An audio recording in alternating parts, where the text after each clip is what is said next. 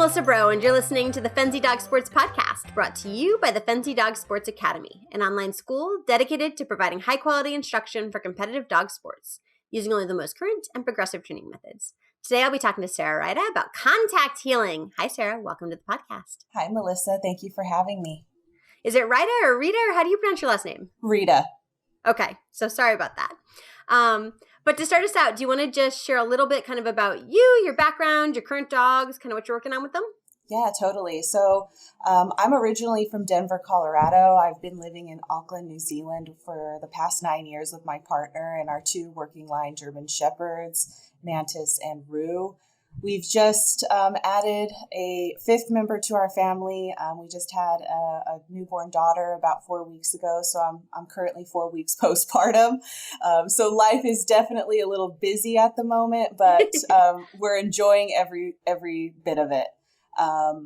Here in Auckland, New Zealand, I work as a full-time dog trainer, primarily coaching teams online with a large focus of that being around nose work. Engagement skills, functional training behaviors that really support sports and everyday life. I actively compete in nose work with my dogs, but my heart and soul sport is Mondio Ring. Unfortunately, we don't have the sport established here in New Zealand, but one of my long-term goals is to help start the first Mondio club here. That's something that I hope to do here in the near future. Awesome. That said, with the lack of local club hasn't really stopped me from training in the sport. A huge part of that has been working through the Mondio or obedience program here through FDSA. And I really credit Sarah Brewski as my coach through that process. It gave me a pathway to continuing to develop in the sport, even without the local training community. That's awesome. So you mentioned that you kind of do dog training stuff full time. How did you get into it? And then, how'd you go from general dog training to dog sports? Did the dog sports come first? Actually, a bit of behavior work started first. So I got into dog training about 9 years ago when I got my first German Shepherd, Charlie. And like a lot of people with their first dog, I was honestly a little lost. I just moved to New Zealand, and I was at a point in my life where I wanted a career change. And I thought, what better way to keep yourself occupied than getting a puppy? So, of course, that puppy eventually turned into a teenage German Shepherd, and I quickly realized I wanted to understand behavior and training on a much deeper level. That led me to enroll in my first professional dog training qualification here in New Zealand. It was about a year-long program where I studied canine behavior and training while actively working with Charlie, and that really jump-started my education as a trainer. After that, I started kind of dabbling in scent sports, and I fell in love with nose work. What really drew me in was it showcased an innate ability that dogs already have. Unlike sports that tend to highlight very specific types of dogs, nose work it had a place for every dog, and I really loved that. FDSA was honestly a huge part of my development during that time. Being able to learn online from so many skilled trainers from around the world really shaped how I think about training and behavior.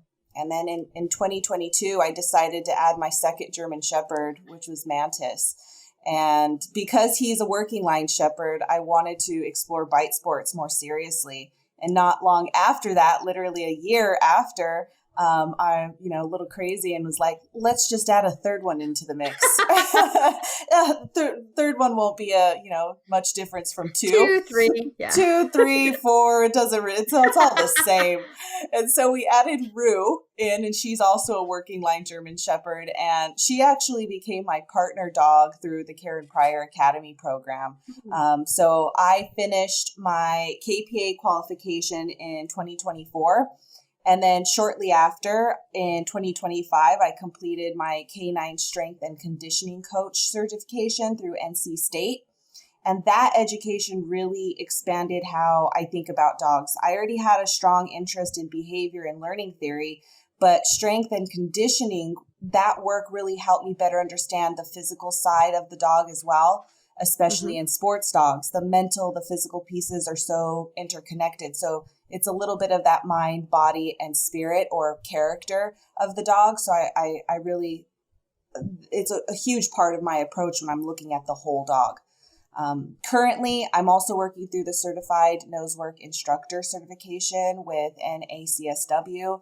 So I'm definitely someone who loves continuing education. I'm always looking for ways to improve my understanding because ultimately that allows me to better support the teams that I work with. Yeah. Do you have like a general approach or a philosophy you kind of bring to training that you can talk about? Yeah, my training is very criteria and reinforcement driven. I spend a lot of time thinking about clarity for the dog. What information are we actually giving them? And are we reinforcing the behaviors we truly want long term? I also care a lot about functionality. I love behaviors that have a purpose outside of just looking impressive. I think dogs learn best when behaviors are clear, repeatable, and actually useful to them and the handler. And lastly, I really look at the emotional side of the dog. I want dogs to feel successful and engaged in the process. So I want to dive into talking about contact healing. I think, when people hear the word healing, they often picture kind of a formal competition heel work picture. So, what makes contact healing different? I think that's one of the biggest misconceptions people have initially. When most people think about healing, they picture that focused heel work. The dog is visually locked into the handler. You have that neck stretched up. Sometimes, depending on the breed of dog you had, you get that, prancy feet motion going in the front. And it's very precise precision. It's a very precision style movement behavior. Contact healing is different because the dog is using physical contact rather than visual focus as their point of reference. For the version I teach, the dog maintains contact between their shoulder and the handler's leg while moving. The dog doesn't need to stare at the handler. They're free to observe and, observe their environment while still maintaining connection through that positional clarity. What does it mean to say that, contact healing is a functional transport skill? What does contact actually add to the communication between the dog and the handler? For me, transport behavior means behavior that helps move the dog and the handler together through space in a clear and functional way. A lot of dogs struggle in spaces between exercises or between activities. They disconnect, they scan, they forge ahead, get overstimulated, or rehearse unwanted behavior. Contact healing gives the dog a very clear job during movement. The contact itself becomes information. The dog can feel where the handler is while they're moving, when direction change happens, or when speed change happens without needing that constant visual attention. I think the tactile piece is really powerful because it reduces ambiguity for a lot of the dogs. It gives them, with that little bit of tactile response with the shoulder to the handler's, side of their leg, they have enough information there to stay connected and move through those spaces. And like I said, it just gives them the opportunity to be aware of their surroundings versus us maybe needing to take that away. And I think there's space for that, right? There are definitely moments where maybe we don't want our dogs to interact with the environment, but there are some benefits to that as well. How can, using contact healing really help dogs maybe who are struggling with arousal or are just really distracted by the environment? Yeah, one thing I really like about contact healing is that it tends to be less cognitive expensive than focused healing. You need a lot of energy, you need a lot of attention to perform a focused heal, pretty accurately. The dog isn't trying to maintain intense visual focus, as I've mentioned, while also processing the environment. Instead, they can observe what's happening around them while still staying behaviorally connected. So that connection piece is your engagement piece, essentially, and it allows the dog to take in the environment, learn about the environment, process that environment with still maintaining a behavior while they're doing it. So for some dogs, especially dogs that get environmentally overwhelmed or aroused, that can create some stability. Sometimes those dogs they do need that attention taken away, but sometimes they do need to process the environment to learn about it, to be able to store that information in their brain so that next time they see it, it isn't so novel, right? We're not always trying to take, the attention away, and they're not able to process the things that are going on around them. I also think movement itself can help dogs. For some dogs, movement kind of helps release some of that arousal and or possible frustration, or it could be anxiety, depending on the dog that we're looking at. So being able to have movement kind of helps as well for some of those dogs. Sometimes we have dogs that prefer to just stop and process. But I think for a good portion of the dogs that I work with, they are kind of teetering on, that arousal being over arousal. And sometimes that movement can really help. So instead of stopping and asking the dog, disengage from the environment entirely, we're giving them structural movement behavior that allows them to process what's going on around them. It's really interesting, and kind of thinking about it, you can almost picture how if your dog is against your leg, you can feel them, so you can be aware of more things, including your dog. And I imagine that goes both ways, that the dog is, because they're touching you, they're aware of you while they're processing the world around them. It just seems such like it's a different picture than we usually think about for this stuff, Absolutely. It's a back and forth kind of feedback. That's really what it is. Where sometimes in certain movement behaviors, let's talk about like loose leash walking versus focused heeling versus contact heeling. With our loose leash walking behavior, it can look so different for so many of us. Yeah, we have that criteria that we want to loose, leash that J, in the leash line, that slack. But in reality, some people allow their dogs to go just a bit ahead of them, or some people want their dogs behind them. And there's usually a space in between. And so there's criteria for that as well, but it's not, that criteria is a lot looser. Some dogs will go forge a little bit ahead. Some will go off a little bit more laterally or behind the handler as they're walking. Sometimes that leash does tighten up a little bit. And with contact heeling, again, that information piece is the contact itself. So it's that give and take between the handler and the dog. I think for me as a handler, I know if I have my dog with me, if that contact point is being maintained. Like if for whatever reason something happens in the environment and I lose my dog, they get distracted by it, that contact point will also get lost. And so then that's information for me that I need to change things up. So it is that give and take kind of information. And it's not attached by a leash. It's not attached by eye contact. It's attached by a tactile reference. Yeah.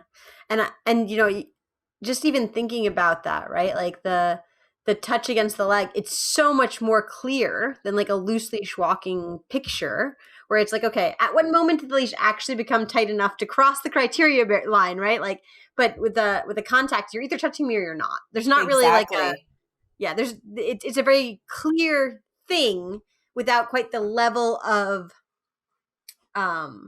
precision is not quite the word I'm looking for, but without all of the other pieces that kind of tie into formal heel work for obedience. Absolutely. So I can totally see what you're getting at there.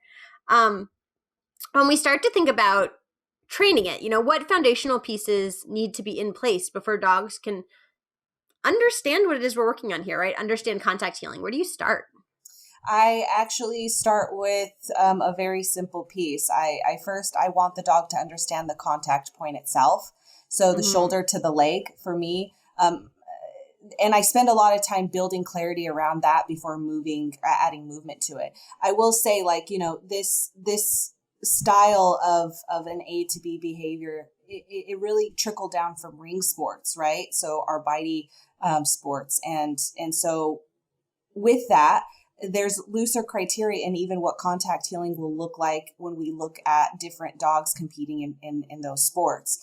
Some people, they want their dog to be maintaining contact, a little bit behind, almost like at their rib cage. to the handler's leg. Some people don't mind if the dog kind of is forging ahead as long as they're maintaining contact.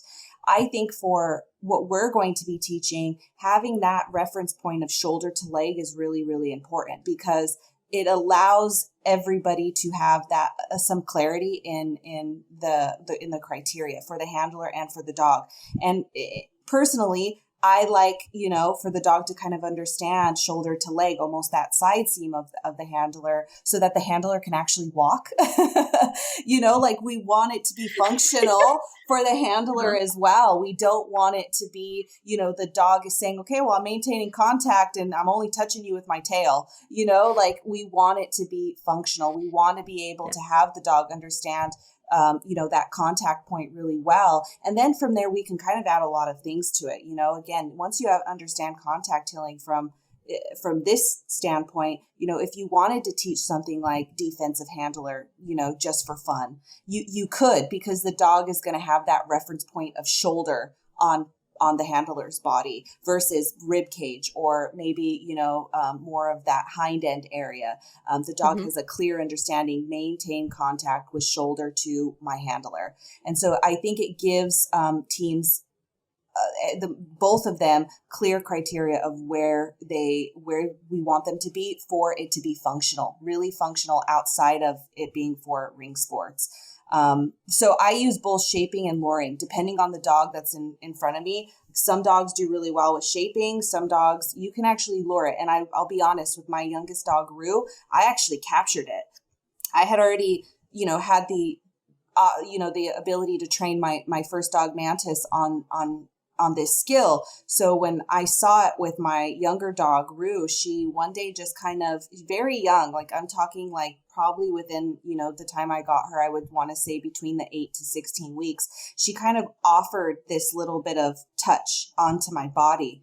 And I said, that's pretty close to contact healing. Like I like what she's doing here. And so I captured it. I captured it with a flirt pole. And that's how I kind of taught her. So it just really depends on the dog in front of you. But for the purpose of what we're talking about in the course that's going to be coming up in June, it's shaping and luring, because those typically tend to be the easier routes to establishing the behavior. And again, some dogs understand the picture initially, while others do better by taking more responsibility through shaping. Shaping can, and we would shape through the use of props like pivot discs and platforms to help the dog kind of understand that body position and the movement mechanics before we start really moving through space. You were talking before about, some dogs kind of, they forge a little bit, or they're a little forward, and I can certainly understand why you wouldn't want to be tripping over your dog as they like half walk in front of you, or like you turn towards them and now suddenly your dog's on your right, like all that kind of stuff. So how do you help dogs kind of maintain contact while still moving in a way that's, fluid and natural? Is it about placement of reinforcement? Is there more to it? Like, what are we thinking about there? It's really about reward placement.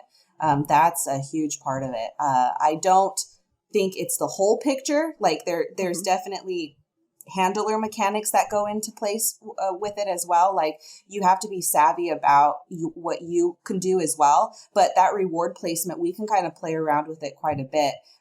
So again, I think the handler mechanics matter a lot. Like what is the handler really capable of doing? Like, are they better feeding with food? Are they people that have a little bit more of a repertoire with toys or remote reinforcers? Like, what is their marker system look like for this dog? Do they have a vast marker system where we can kind of play around with? So all that kind of matters in the picture of kind of helping and troubleshooting through us kind of getting clarity in that shoulder to leg contact point, and how quickly we progress, and whether the dog actually understands the criteria, and it's going to matter in affecting its fluency, really. So I spend a lot of time splitting movement into very small pieces initially: forward movement, lateral movement, backwards movement, rather than trying to immediately create long chains of behavior. So kind of looking at each directional piece. Absolutely. And explaining it that way to the dog. Outside of sports work, somebody doesn't want necessarily to do a bite sport where, they might actually need this behavior as their sports performance. Where do you find yourself using this? Where do you find contact healing, useful, especially like in everyday life? I honestly use contact healing every day. Like it is probably one of the behaviors that I will cue my dogs every day. Like if we see behaviors that we often like sit, things that we ask our dogs of on a day-to-day basis. Contact healing is one of those for my dogs. So crossing roads, when we're on a walk and I need to navigate, whether it's a busy road, whether it's a road that's not so busy, like I'm putting my dogs in that contact heel and so that we're not, again, running across the street or, having a dog that's, pulling you across a big road. So crossing roads, moving through busy environments. So your car parks, I'm trying to think of other places. The park I go to, there's a portion of the park where it is quite busy with bikers, with, kids on scooters. You have a lot of dogs coming in and out of the park, a lot of people walking. That's a busy environment. And so for those pieces, I can, during those high traffic moments, I can ask my dog to come into a contact heel and, we can navigate our way through those big traffic areas as well. Some people can use it during hiking. You're on a hiking trail and you come across another human and dog on the hiking trail and you want to kind of get your dog back with you for a moment. Instead of putting them on leash, you could put them into a contact heel. I think navigating tight spaces, as I said, anywhere that you're like, okay, there's something there, there's something over there, there's something, right in front of us. We need some way to navigate out of this. Contact heel is my go-to. And I also really like it for behavior work because it gives dogs something clear and structured to do without requiring them to visually disengage from the environment. So, if you got a dog that is dog reactive and you just so happen to have a dog that is,